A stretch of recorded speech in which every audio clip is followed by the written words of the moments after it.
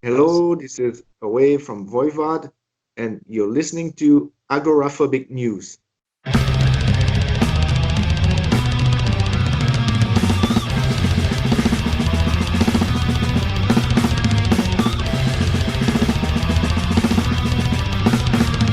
Mr. Away, how are you? I'm great, thank you. I'm doing good uh, uh, despite the circumstances. Actually, I seem to be busier nowadays than ever, even though I'm on quarantine with like everybody else on Earth. Yeah, I mean, this virus is just a pain in the ass. So, we have some questions from the fan. Can we start with these and then we will start in the interview with the concept of Voivod? Are you okay Sure. with this? Yeah. So, this Daughter Trash, she says, "Hey Mitchell, just wanted to know if the lockdown has impacted the art you're making in any way. New creatures or ideas in terms of subject and vibe. Hope you're well, Alisa." Well, actually, I'm lucky that when I'm not recording or touring with Voivod, I am doing art at home for other bands. And so it's kind of why I said that I was busier these days than ever because I'm doing a lot of art for other people and also um, working on new books to be released. And so a lot of scanning going on, and also so I'm also doing the art for a live album, a Voivod live album, which we're gonna release in the fall, I believe. So I just keep really busy with art uh, and doing more of it because of the confinement situation. Yeah, and are you writing a new album maybe? We are writing a new album. The problem we encountered was that, let's say, like Chewy lives a few miles away from Montreal, and the roads are blocked these days, and he can't really travel to Montreal, and we can't really travel to where he lives, and so on. And uh, we are doing a demo, sharing files in a Dropbox folder, and so I just downloaded um, a drum machine app for Android, and I'm using it to demo the drums because I obviously I can't play at home or record at all. So yeah, so but we're moving forward with writing new material, which is great. Awesome. And how many songs do you have right now? Oh, we have just chunks of songs, but many of them, and maybe some of them would be connected together eventually. But we before everything started with this coronavirus, we already had made a bunch of uh, studio sessions recording sessions at our studio, and so we have like some material to pull from improvisations and riffs that Chewy started, and we all joined in and all that. So, but there is also material written separately by everybody that we share. So we are slowly going to build an album this year. But before that, again, there'll be a live album coming out. Awesome, man. And this Trauma and Catharsis asks, "Hi, Michael. While looking at your art, I always wondered how those things came to your mind. Is it just your wild imagination? Do you have any artist who inspired you, both back in the day and nowadays?" Well, the images usually just pop in. and I try to represent them the best I can as they sort of appear in my mind. But um, one of the publication I am working on right now is art that I do on the road, and I do a lot of it. And after every show in every town, I try to represent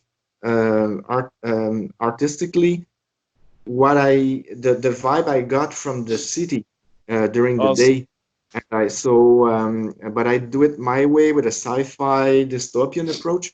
And I do a lot of art on the road based on the architecture of of the town, or and uh, but at home I quite often try to draw what I dreamed the night before, um, and sometimes it's just a flash that comes out of nowhere. Most of the times, actually, but also anything can trigger something, especially these days where the news online are very sci-fi. Yeah, absolutely, man. And this guy, Mujhus, he asks, "What's your favorite band or album?" Oh, my favorite band would be Vandergraaf Generator, and my favorite album of theirs is called H2He, like hydrogen to helium, Yeah, which is cool, like the Big Bang or such. awesome.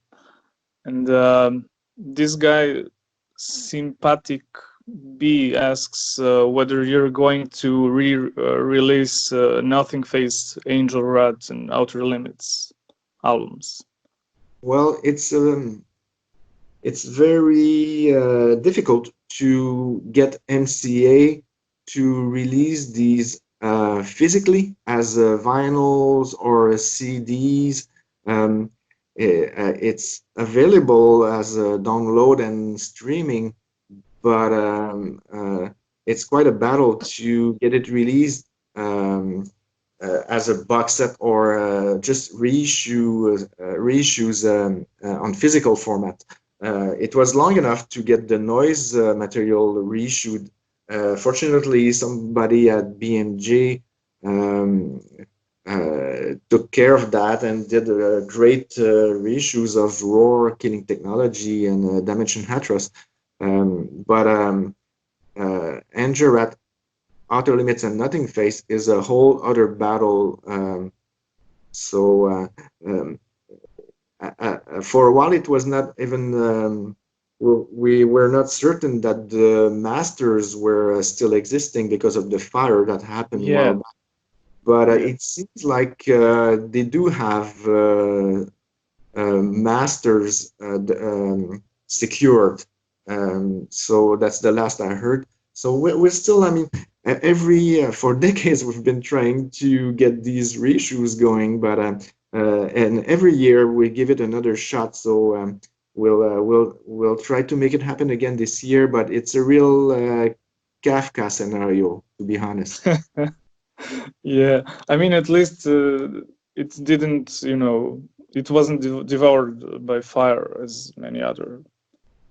Yeah, the last I heard, the masters that were destroyed for Voivod were backups, and the real masters are saved in a vault somewhere.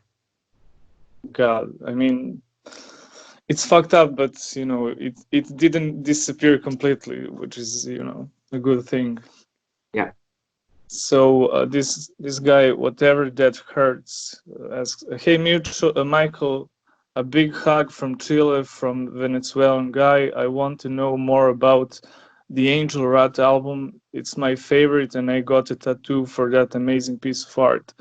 I want more info about the album, the sound. My favorite songs are The Pro and Angel Rat." Well, it's actually it's a very strange situation with Angerat where when it came out, nobody cared at all, you know. And Yeah, and but these days it has been rediscovered, and it is many people's favorite album. And yeah, so there is like a whole legend of Voivod fans that love Angerat these days. Um, but at this point, when we did Angerat, um, everybody was waiting for Nothingface Part 2, and we came out with something totally different.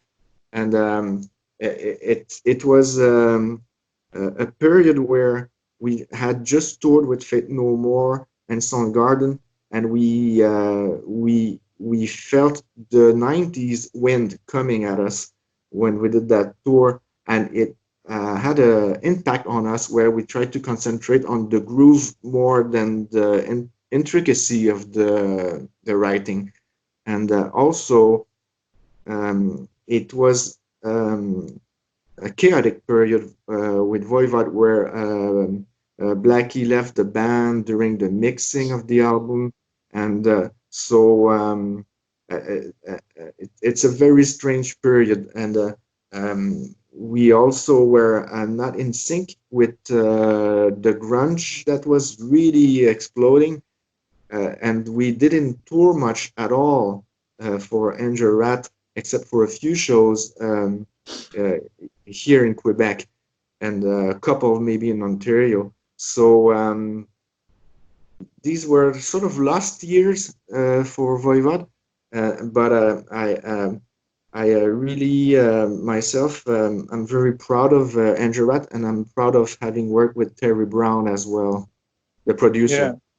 Yeah. yeah, absolutely.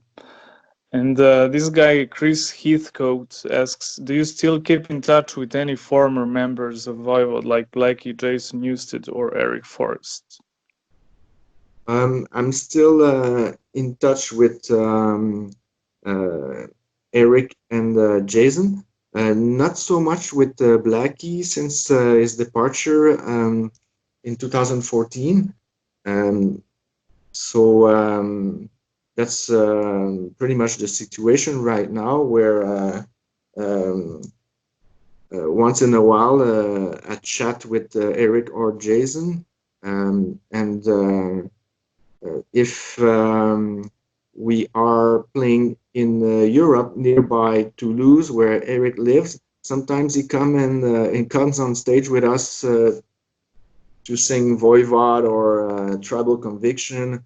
And if we are playing in San Francisco, Jason can come, he can jump on stage and sing play bass for Voivod, play bass for Voivod along with Rocky. So two basses on stage, and so yeah, it's pretty rare that we cross paths, but we sometimes we do. Awesome, man. And this guy, Alex from the band Graveyard, asks, what led you to choosing the name Voivod, and do you have any family ties in Romania? Well, I don't have family in Romania, but the name Voivod is something I picked from the book Dracula. So it is closely related to Romania in a way. And I um, I really loved the name. I thought it sounded great, and also um, started to develop my own type of vampire, but more like a sci-fi vampire for my art. This was in the '70s when I was much younger. Yeah, cool. And the Voivod concept is older than the band. So what inspired you to make this Voivod, nuclear vampire from the land of Morgoth? Well, at first,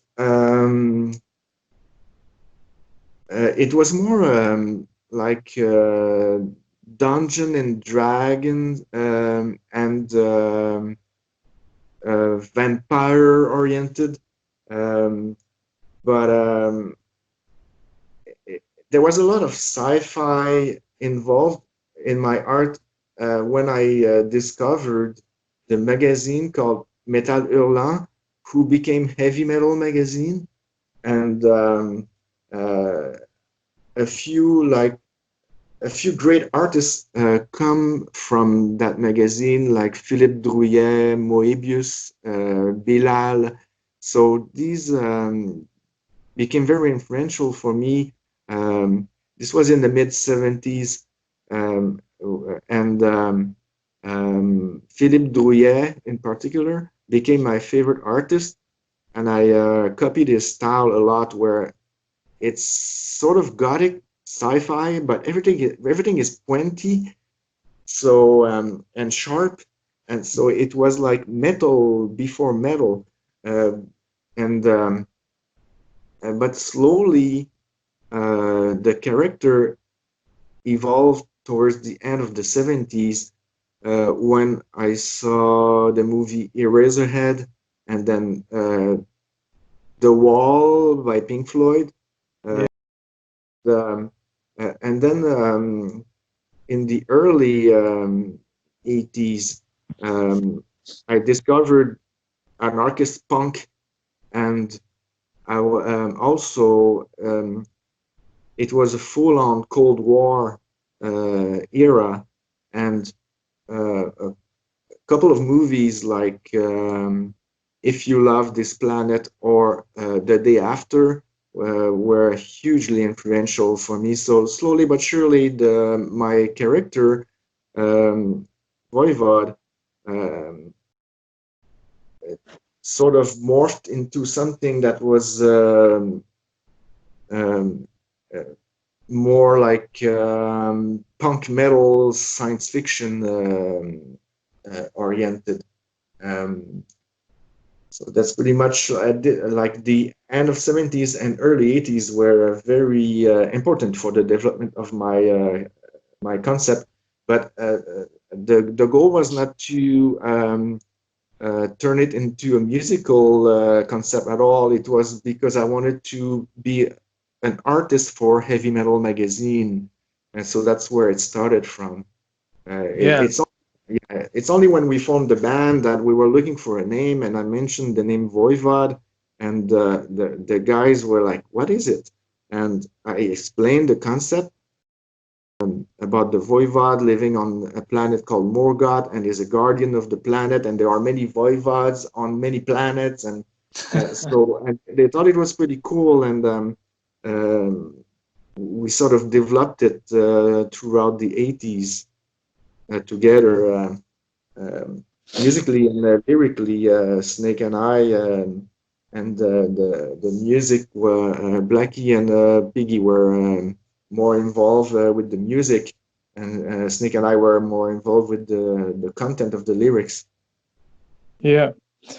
And I find it really cool that this voivod creature is awakened by nuclear war, but you never tell who started it first, and the whole thing was created during the peak years of the Cold War.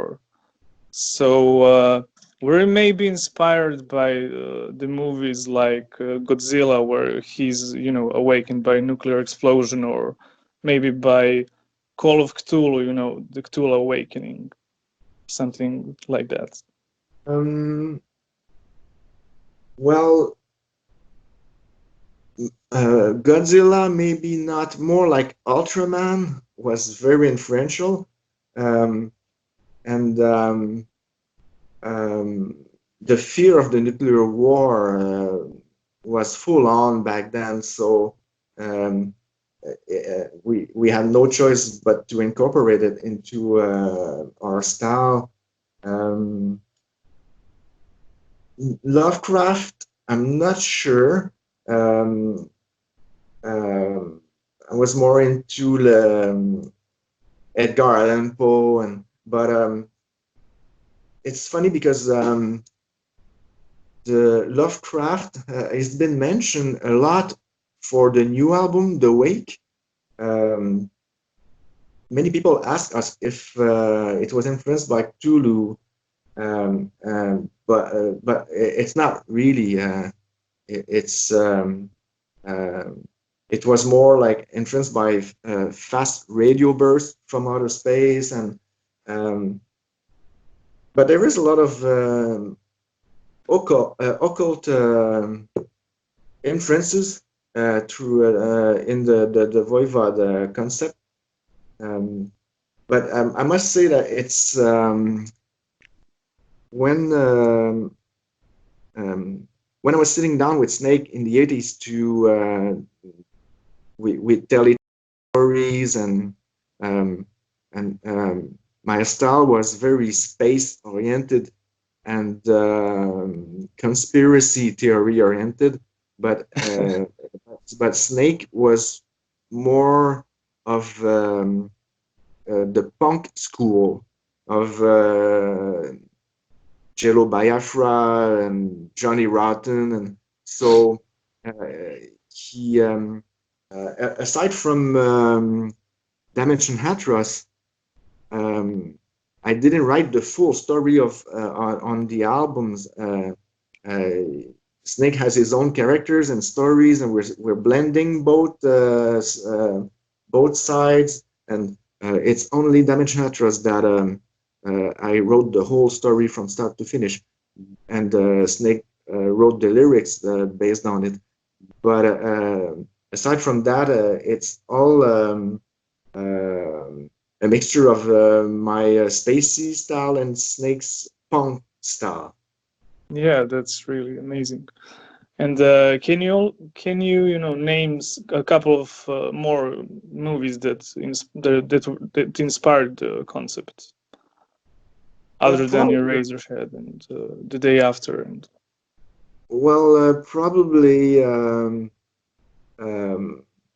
the early cyberpunk movies, even though we didn't call it cyberpunk, like Road Warrior, or Blade Runner, and so that had a lot of influence on us. But also, we love to study soundtracks of movies like The Shining or The Thing, or and and uh, and try to make our music more cinematographic, uh, and so we're really trying to make a soundtrack for an apocalyptic movie.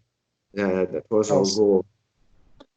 And if you had a chance to work with some producer, to make this seven chapters movie about the Voivod, whom would you choose? Whom would you pick? Wow, that's a tough one. Um, I'm really caught off guard here. I, Yeah. um, hmm, I don't know. Maybe it's so hard to tell because I think that so, uh, it probably Ridley Scott. I guess I'm not sure. Yeah, I would say David Cronenberg, because he Yeah, has eerie vibe going on, especially in the 80s. yeah, yeah. It's fucking creepy. He did some great movies for sure. Yeah, Like Naked Lunch with these giant bugs or whatever. It looks amazing. yeah, yeah. One that was a bit less known is Existence, and I really like this one. I didn't. I watched Naked Lunch and Spider. Spider is great, and The Fly, but I will check out this Existence movie. And did this cyberpunk movement have an impact on Voivod's imagery as a band? Well, again, we were influenced by Mad Max a lot, and And even though it was cyberpunk, I don't remember hearing the term cyberpunk back then. Uh, Later, the cyberpunk literature, like William Gibson, and it influenced me. But even then, I was more influenced by old school cyberpunk, like proto cyberpunk, like Philip K. Dick was my favorite. Yeah, cool. And was this Voivod concept based on the survival of the fittest kind of thing? Yes, in a way, because it was like a way for me to express my fear of um, technology improving faster than society in general. And so it was the character Voivod is a mutant that has to adapt and outsmart the newest technology in a way. And Yeah, so it's really a question of survival against oppression of Big Brother and Cold War, fear of nuclear war, and the progress of technology. And so it's all a mixture. yeah, that's really amazing. I mean, and can you explain like the concept of the story behind first three chapters? What's going on? You know? Hmm. Well, at first, the the Voivod is more like um, a warrior, but only parts of his body are cybernetic, and Yeah. so he is a cyborg, but it's um,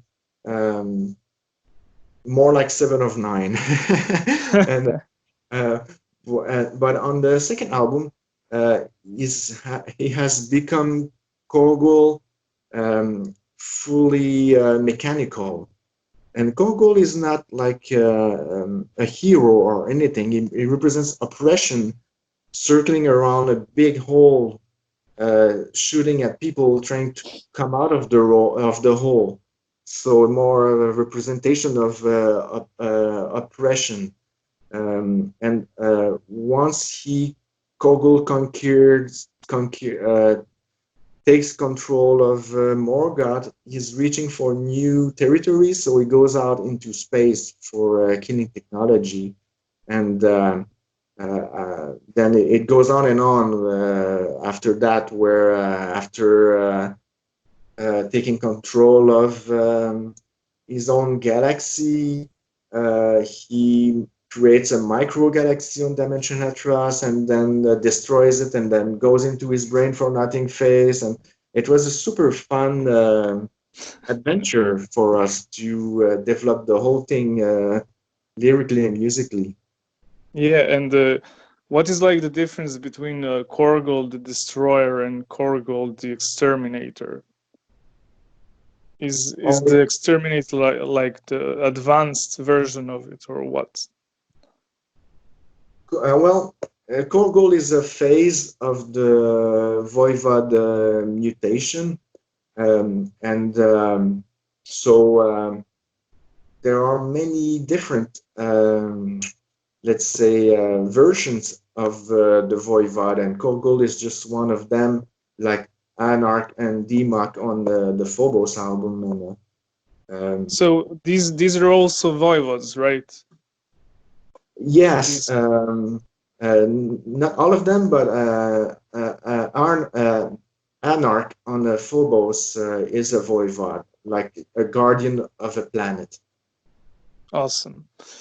And what are like the other characters of this Voivod universe? Well, there are many, many of them. Again, some of them uh, come from Snake or Eric. Some of them come from my story, and Some of them were influenced by just let's say Warriors of Ice.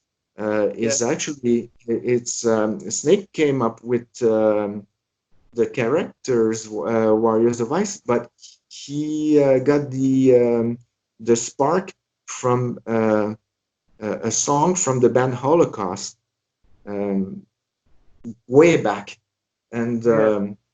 and uh, uh, and other characters like the Chaos Mongers and the Technocratic Manipulators I came up with, um, and the Order of the Black Guards um, uh, are more like Men in Black related, and they come Snake and I sitting down way back and telling each other stories. Uh, so the Black City Snake came up with this one. So all through the albums, there are many characters, but they are not all related or connected to the story at all. Yeah. And what is the story behind this Black City? This one you would have to ask Snake, unfortunately, um, and but I know that Snake he also share an interest with the dystopia, and his landscapes for his stories are very post-apocalyptic as well, um, with a street vibe, but like after many nuclear wars. Awesome. And what about the chaos mongers and technocratic manipulators? Who are they? Well, chaos mongers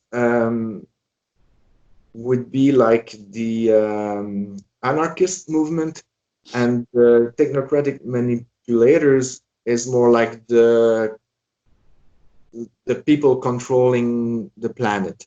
And the team came back on the Phobos album with Anarch and Demok. Really, it's a fight between the resistance and the government, and Awesome. it's as simple as that, really. I really like, and in this song Chaos Mongers, there's a reference to this Craven's War. I mean, I don't know what the Craven's War is.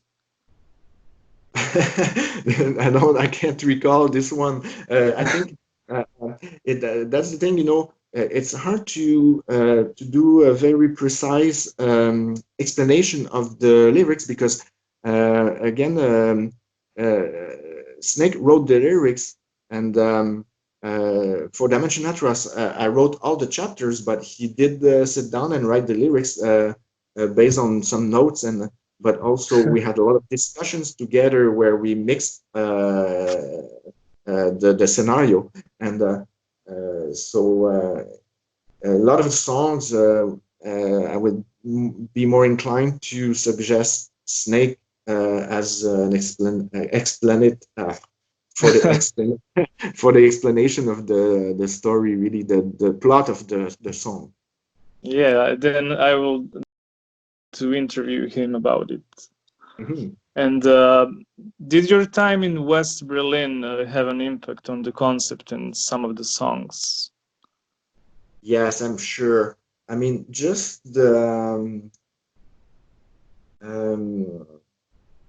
the vibe of the city with the wall, um, and also that really, I mean, the vibe of the city really helped for the music that we recorded and wrote, and also the content of the lyrics afterwards. What I mean is, we went to record Killing Technology there, and it had the strongest impact on us. Um, and for the lyrics, where I was able to afterwards write the concept for the Dimension Atlas album, but Yeah. also the whole atmosphere of the city made us create a new type of music for Dimension Atlas as well, and So when we came back to record Dimension Atlas at the end of '87, um, not only we had a new way of thinking the music, but also at this point, Harris Jones had gathered a lot of newer equipment, including sampling technology and sequencing. And so we were able to become a bit more industrial in a way. Um, but we were not aiming to become an industrial metal band. It just happened that we started to experiment with more digital material, along with Piggy's pedals and effects rack. Yeah, cool. And do you maybe remember the what are the songs Too Scared to Scream and the Cockroaches about? I mean, I'm pretty sure about the cockroaches, but not about Too Scared to Scream. Oh, Too Scared to Scream is one of Snake's stories, and I know that it has a real nightmarish vibe where you don't really know where is the reality and the dream there, and it's very claustrophobic. And uh, cockroaches, it's really because uh, when we moved to Montreal, we moved the four of us into a cockroaches infested apartment. And it's sort of a funny song where Snake is saying that the only solution is to eat them one by one. It was a bit of a hilarious line there. Yeah, Snake is very comical at times. yeah, and these cockroaches are like they mutated because of the nuclear war, and they're killing people. I mean, it's amazing. Yeah, the cockroaches are. It had to appear in the Voivod saga at one point. But the funny part about eating them is because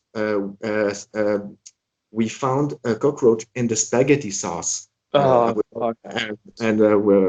So the song started because of that. That's sick, man. Yeah. And did this dimension Hatteras and Nothingface concept was it inspired by the Neuromancer book?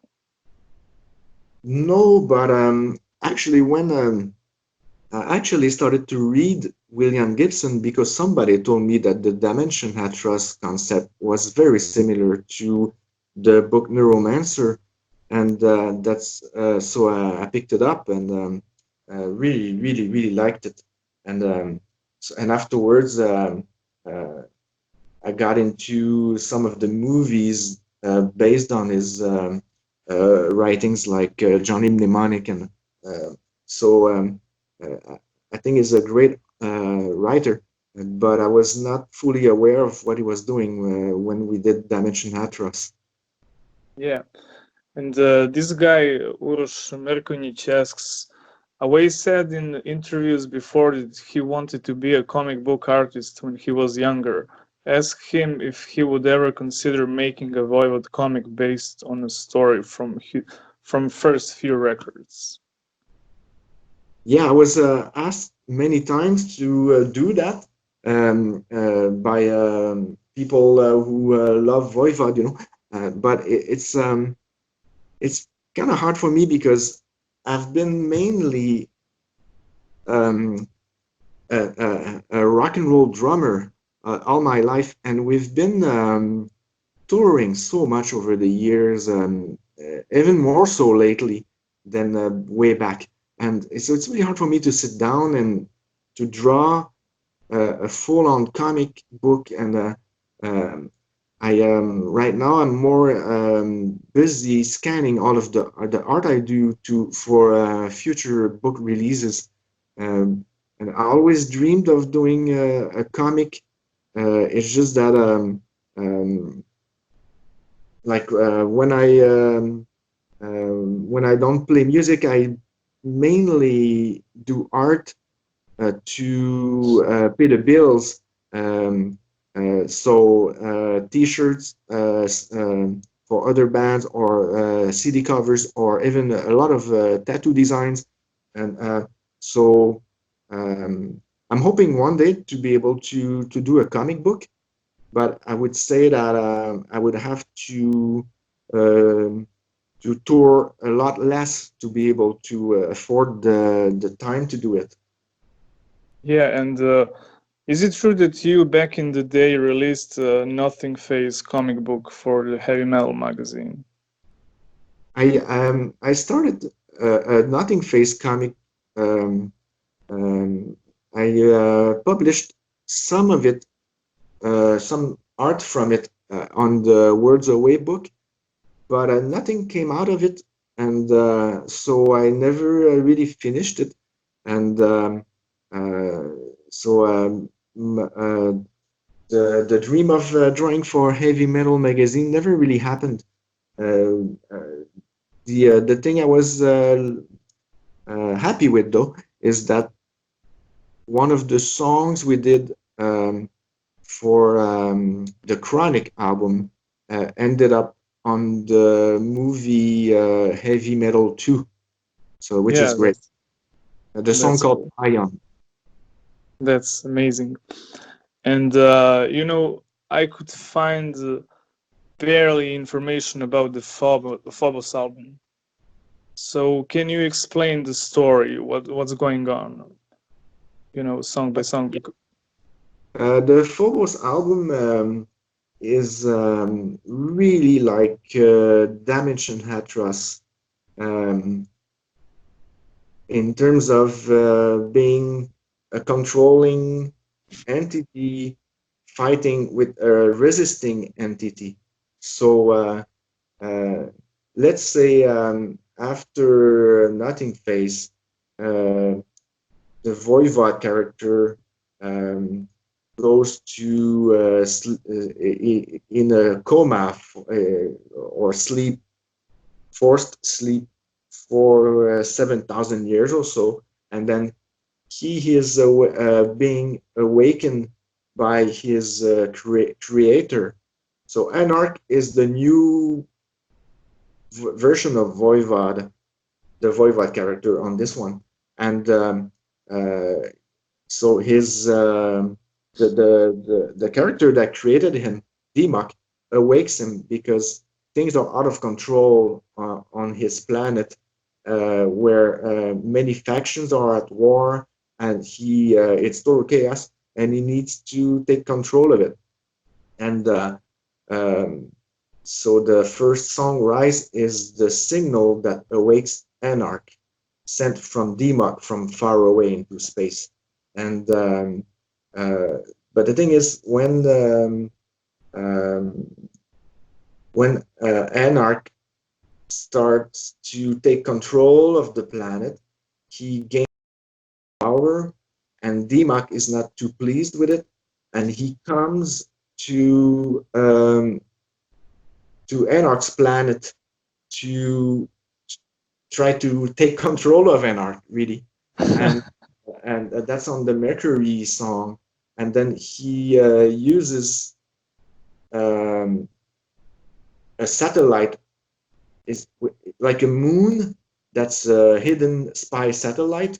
It's based on Phobos, the moon of Mars, and uh, so he uses like a satellite that can scan everything, and to gather the most data possible, and also unleash he unleashes biological warfare onto the planet, and it's total destruction. And there is a break in the middle called Temps Mort, where people gather.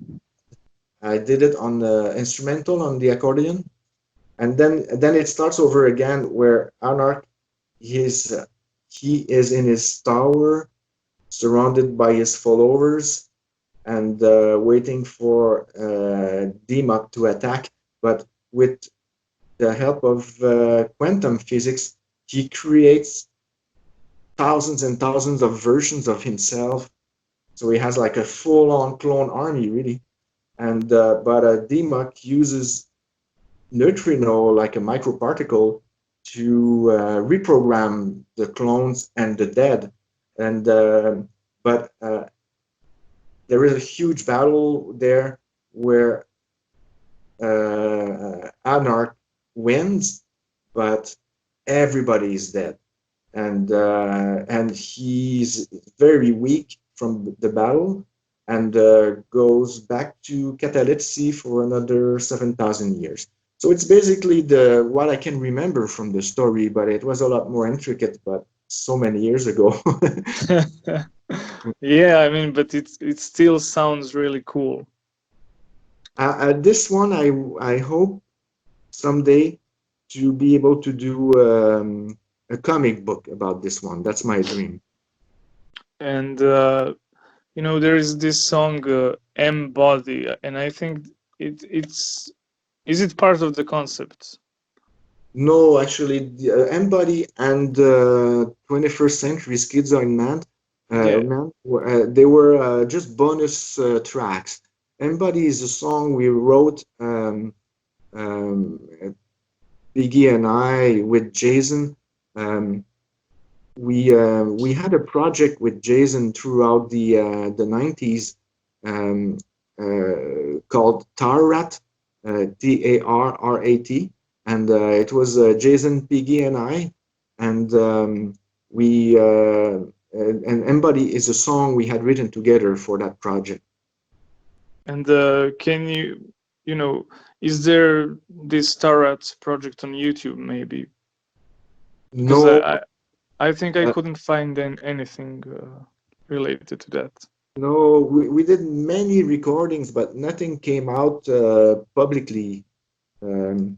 It's just, I mean, I have a lot of material on many different formats through the years, but nothing was released on CD or vinyl at all. And do you maybe plan to release it with Jason one day? That's old Oh, material. it's really up to Jason because he owns the masters, and it was mainly recorded at his studio in California, but also parts of it were recorded when he would come to Montreal with Metallica. He always had um, um, like a full operative studio with him, with electronic pads, and so we would set up in his hotel room, or so we did many recordings over the years like that. I would say between 1990 and the all through the 90s, really, until he joined the band in the early 2000. Then it became Voivod. Yeah. And I just forgot to ask you, is this Demok character, is he also a Voivod or not? No, he's more like the character that built the Voivods and created them and controls them. Once in a while, one of them becomes a bit bold, and there's a fight going. Yeah, that's really amazing concept. And back in Belgrade, you told me about that the seventh chapter was inspired by this tragic accident that Eric Forrest had with the band, and he was in coma for a couple of days, I think. So can you explain what's going on in the final chapter? Well, yeah, I mean, Eric was in the coma for 10 days, if I remember well, in Germany, and eventually it was a forced coma, and eventually they woke him up, but it was then they had to transfer him to his home in Toronto, and but he was almost a year in the hospital, and during that time, we wrote an album based on his recovery, and from the um, the coma he was in until he was able to come back on stage with us, which was I mean, the crash happened in '98, and we were able to start over again in '99 when we opened for Iron Maiden for a few shows. But in the meantime, it was a long process for him of recovery. At one point, we didn't know if he was going to be able to regain all of his memories because he had a serious, very, very serious concussion during the accident. And also, his body was broken all over and rebuilt by German doctors.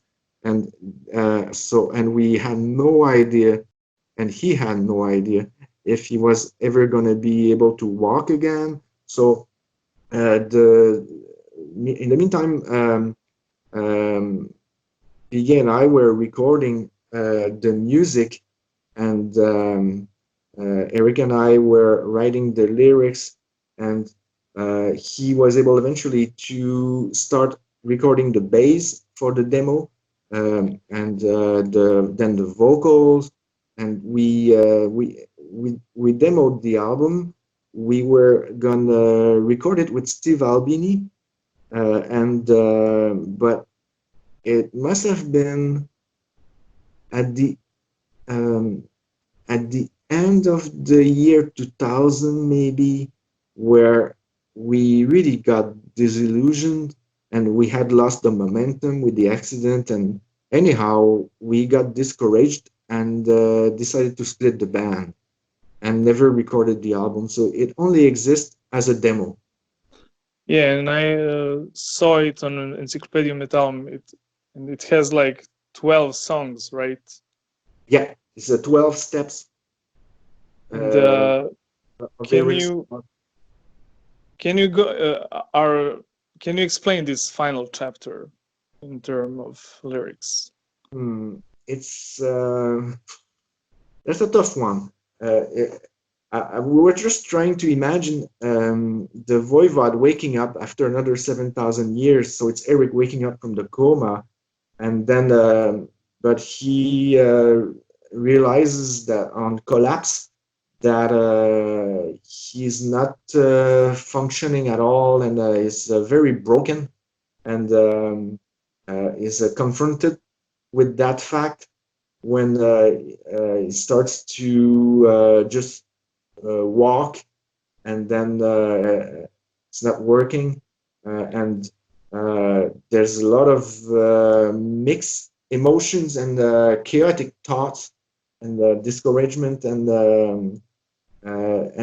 it's a day by day experience, really, where one day it's there's hope, the other day there's no hope, and eventually um,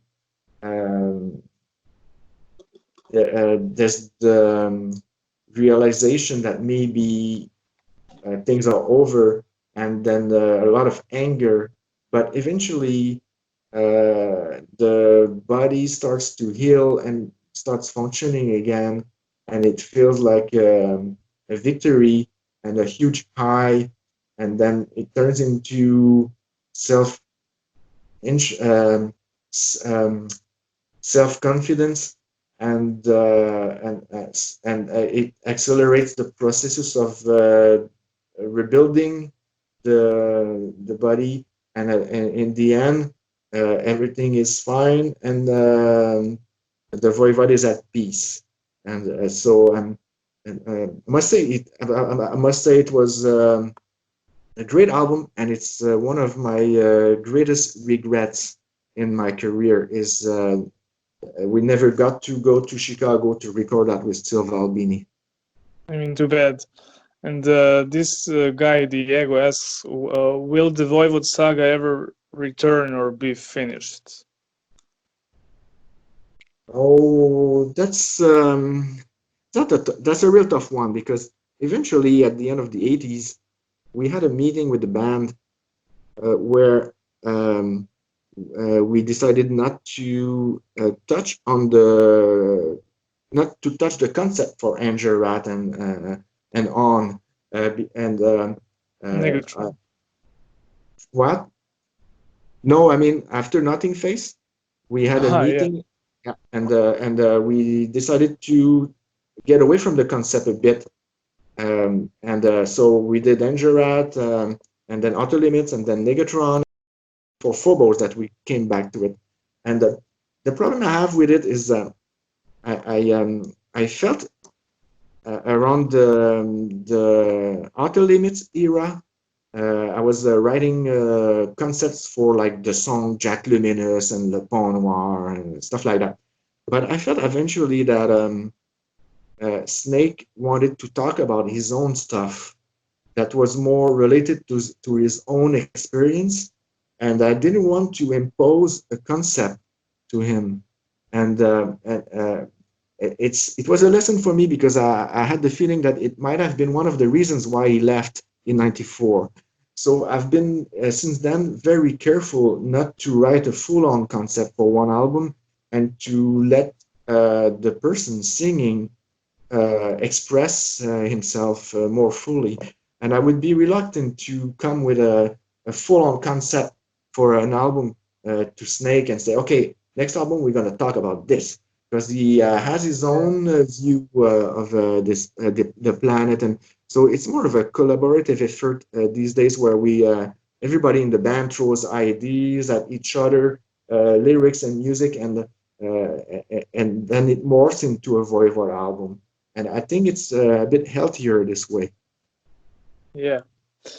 And this thrash guy asks, are there any more unreleased Voivod recordings with Piggy that haven't seen the light of the day, other than this seventh chapter? Mm, no, not really. I mean, um, there are two solo albums that Piggy left on his laptop, where he did the with a drum machine, he did the drums, and then he did the bass, the guitar, and some vocal ideas on top. And but it would really be up to Piggy's family to release these. But I do have the separate tracks, um, and but I don't even know if it ever. I mean, I could probably release it for free online, but I would have to ask permission to Piggy's estate, really. And Yeah. but I'm hoping that. I mean, for a few years we've been trying to work something um, where we can release an Eric Forrest Years box set, and uh, we could include live shows like a bonus DVD with that, or and also the Lost the demos. All I have is a mix that Piggy did back then of the Lost album with Eric, and that's something that I dream of releasing one day. And everything takes a bit of time because it's all self-produced, and also we always have to deal with license material, uh, stuff that was licensed to other labels most of the times. So it's uh, it's always kind of a victory when any product comes out in the Voivod camp. I mean, too bad, but you gotta do what you gotta do. And how does these two solo albums sound like? It's very Voivodian, but it's different. Piggy really got into the alternative music of the 90s, um, and like Tool, um, even bands like Radiohead or Smashing Pumpkins, and it really influenced him. I would say the mainly Tool, but it's very Voivodian, but it's not as progressive as Voivod. Yeah. And can you tell me something about your videos? I know that you directed this insect video.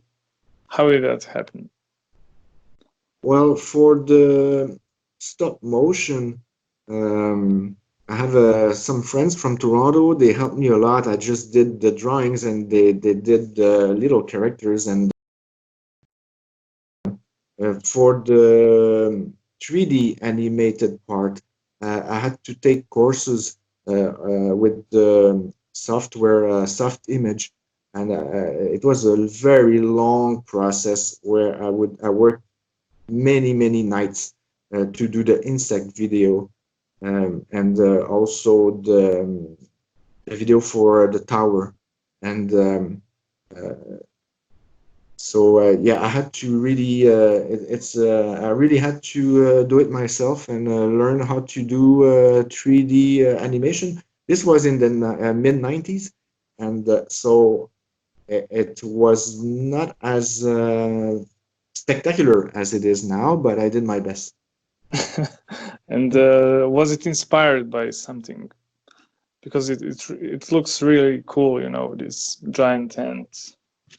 Well, it was it's funny because it was inspired by my first drawing, which I did when I was like, well, the oldest drawing I remember doing is Atom Ant, um, and very old comic from the 60s probably, and I was like four maybe, and uh, the person who showed me how to draw Atom Ant was my cousin. And all of a sudden, in the mid 90s, the same cousin is the director of the 3D animation school in Montreal. So I just registered and started to make the ant for the insect video and the Negatron album as a sort of a tribute to my first drawing, Atom Ant. Yeah, that's great. And are you maybe going to do a drawing of coronavirus? I, I don't know, but I'm right about to turn the Voivod logo into the COVID-19 logo. You know, it reminds me of the song Bacteria from the Yes, Phobos album. It's like you mentioned, a biological warfare of some kind. yeah, I've been scared of that for many years, and but it's still a surreal situation right now. Even though we should have been prepared to it, it's something that will change this whole planet for sure. Yeah, kind of. I think it will crash the economy. That's like certainty. Well, it's for me. It seems like life as usual in a way because I'm at home drawing, but it will definitely crush the Voivod revenues in terms of touring and also it eventually it will have an impact on my art as well, in the sense that if the bands stop touring, I ain't gonna draw T-shirts anymore, and so I'm again I'm like a voivod. I'm gonna have to adapt to the situation very quickly, make the best of it. Yeah, and are you afraid that you know there won't be touring for a while, maybe for the whole year? Yes, I'm very afraid of that. We had some great festivals lined up in Quebec this summer, and then we had a world tour starting in September um, for the live album, and everything is up in the air right now. So I'm gonna seize the opportunity to put together books that I'm going to release eventually. And are these two books gonna be about your art, right? There is one book that's live art on the road, and the other book is art that I do for other people, like commissioned artwork over the years. And I have another book that is all art that I do at home for myself. So that three books together, and also have some kind of a comic book also in the works, and it's probably be the first one coming out. That's amazing. And when is it going to be out in stores? Oh, I'm aiming at publishing it this year for the first book, which is more a comic book oriented. Not that many pages, like maybe 30. And then I'm gonna move to the book about all the art that I do on the road. But this one is longer to put together because I have thousands of drawings because I do a lot of I draw a lot on the road.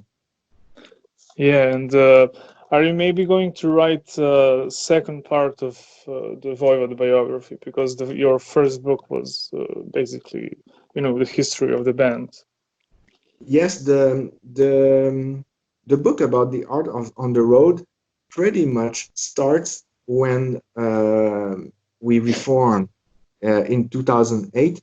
So really for words of Yeah, that's great. So you have three books, a live album, and a new Voivod album coming out, yes, if I and remember correctly. we also eventually we would love to release another video from the Wake album. So that's our it's to release a video with a single from the Wake, and then a live album, and then a studio album. And what is this video? I mean, which song is that going to be? Oh, it's um, I don't know. I think that the best option would probably be End of Dormancy. Yeah, that's great.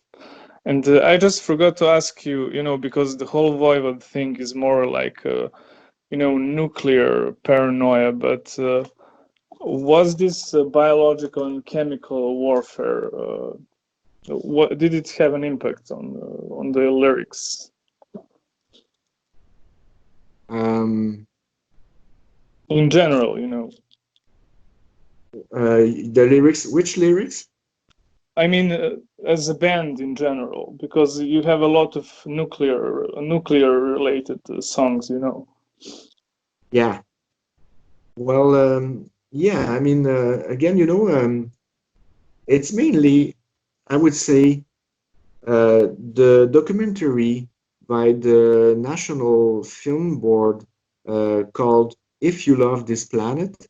That was a real trigger to me, and also before I discovered bands like Conflict or Crass, or I was not that fully aware of the nuclear stockpiles everywhere on Earth, and so uh, but again, with the early 80s, with the day after and the movie Threads in UK, and we were really confronted to the threat of nuclear war.